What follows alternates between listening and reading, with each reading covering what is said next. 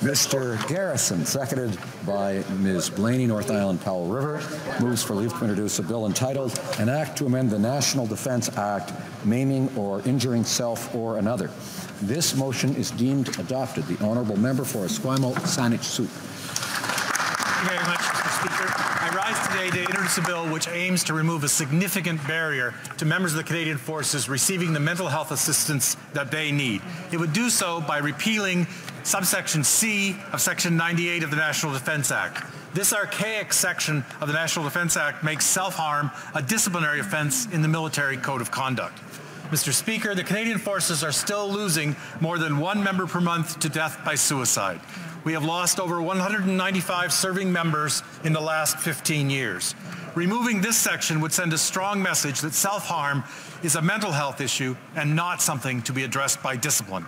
This is a matter that I had hoped could have been fixed by a simple amendment to Bill C-77, the Military Justice Reform Bill, recently dealt with by this House.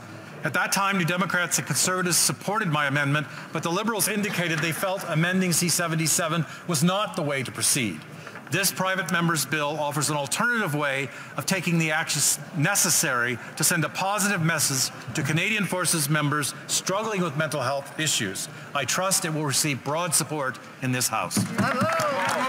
Mr. Garrison, seconded by Ms. Blaney, North Island, Powell River, moves that the bill be now read a first time and be printed. This motion is deemed adopted. First reading of this bill, première lecture de ce projet de loi. When should the bill be read a second time? At the next sitting of the House.